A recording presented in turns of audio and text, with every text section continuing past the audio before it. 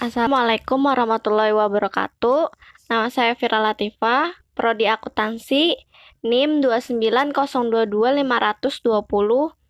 kelas C, semester 1, mata kuliah Pendidikan Agama, dosen Muhammad Rosidi, SE, MM. Materinya yaitu hubungan antara Al-Quran dengan alam semesta. Kata alam secara bahasa berarti seluruh alam semesta. Dalam bahasa Yunani, alam semesta atau jagat raya disebut sebagai kosmos, yang berarti serasi, harmonis. Dari segi akar kata, alam atau alam memiliki akar yang sama dengan ilmu atau pengetahuan, dan alamat pertanda. Disebut demikian karena jagat raya ini sebagai pertanda adanya Sang Maha Pencipta, yaitu Allah Subhanahu wa Ta'ala. Jagat raya juga disebut sebagai ayat-ayat yang menjadi sumber ilmu dan pelajaran bagi manusia. Salah satu pelajaran dan ajaran yang dapat diambil dari pengamatan terhadap alam semesta ialah keserasian, keharmonisan, dan ketertiban, bukan suatu kekacauan. Di antara ayat-ayat Al-Quran yang berbicara tentang proses penciptaan alam semesta ini adalah sebagai berikut.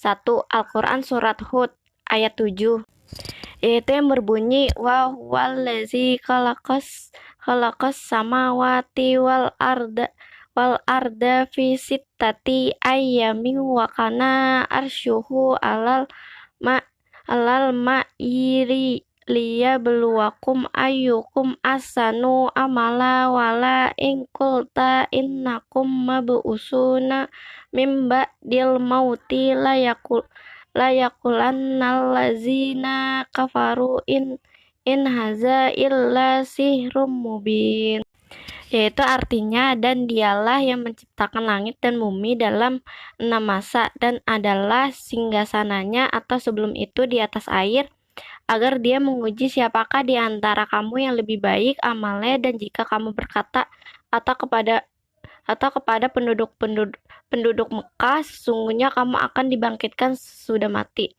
Niscaya orang-orang yang kafir itu akan berkata, ini tidak lain hanyalah sihir yang nyata. Yang kedua yaitu Al-Quran Surat Al-Anbiya ayat 30, yaitu yang berbunyi awalam yaral lazina kafaru annas samawati wal arda kanata ratkan fataknahuma wa ja'alna minal ma'i kulla syai'in hayya afala yu'minun, yaitu artinya, dan apakah orang-orang yang kafir tidak mengetahui bahwa langit dan bumi itu keduanya dahulu adalah suatu yang padu, kemudian kami pisahkan antara keduanya, dan dari air kami jadikan segala sesuatu yang hidup, maka mengapa mereka tidak juga beriman? Yang ketiga yaitu Al-Quran Surat Fussilat ayat 9, yang berbunyi yaitu Qul innakum latakfuruna billazi khalaqal arda fi yaumaini wa taj'aluna lahu addada zalika rabbul alamin. Artinya, katakanlah, pantaskah kamu ingkar kepada Tuhan yang menciptakan bumi dalam 2 masa, dan kamu adakan pula sekutu-kutu baginya, itulah Tuhan seluruh alam. Ayat 10 yaitu yang berbunyi waja'ala fiha rawasiya min fawqiha wa baraka fiha wa qaddara fiha aqwataha fi arba'ati ayam sawa al-lisailin.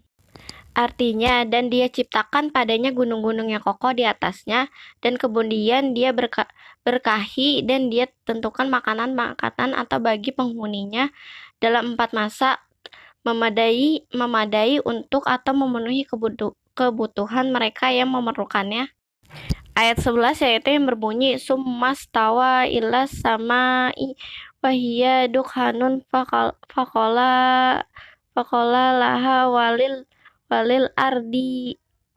ardi tiya tau'an au karha qalata ataina ta'iin. Artinya, kemudian dia menuju ke langit dan atau langit itu masih berupa asap. Lalu dia berfirman kepadanya dan kepada bumi, datanglah kamu berdua menurut perintahku dengan patuh dan atau terpaksa. Keduanya menjawab, kami datang dengan patuh.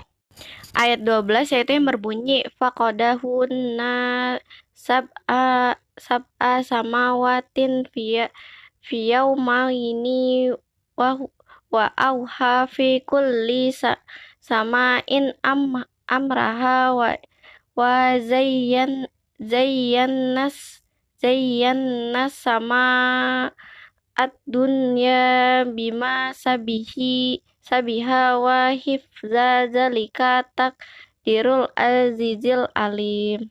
Artinya, lalu diciptakannya 7 langit dalam 2 masa, dan pada setiap langit dia mewahyukan urusan masing-masing. Kemudian langit yang dekat atau dengan bumi kami hiasi dengan bintang-bintang dan atau kami ciptakan itu untuk memelihara. Demikianlah ketentuan atau Allah yang maha perkasa, maha mengetahui. Yang keempat yaitu Al-Quran surat Al-Sajdah ayat 4, yaitu yang berbunyi, Allahul lazi khalaqas samawati wal arda wa ma bainahuma fi sittati ayyamin summastawa alal arsma lakum min dunihi min wali wala syafi afala tatazakkarun. Artinya, Allah lah yang telah menciptakan langit dan bumi dan segala yang ada di antara keduanya dalam waktu 6 hari. Kemudian dia bersemayam di atas arsy.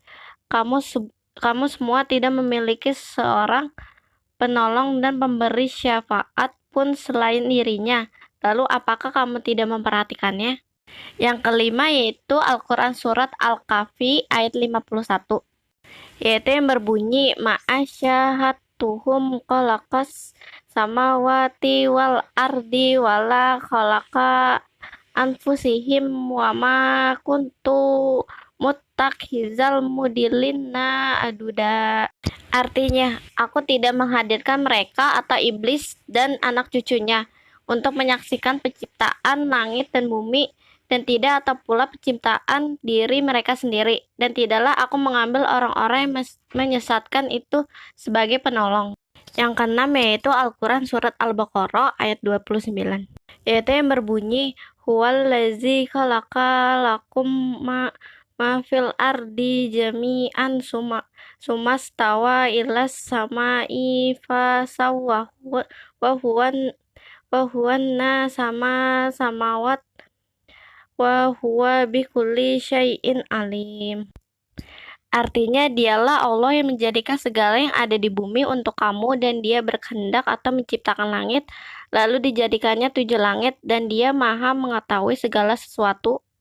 Yang ketujuh yaitu Al-Quran surat An-Nazi'at ayat 29, yang berbunyi yaitu wa aktasya lailaha wa akraja duhaha. Artinya, dan dia menjadikan malamnya gelap gulita dan menjadikan siangnya terang benderang. Sekian dari saya ucapkan terima kasih. Wassalamualaikum warahmatullahi wabarakatuh.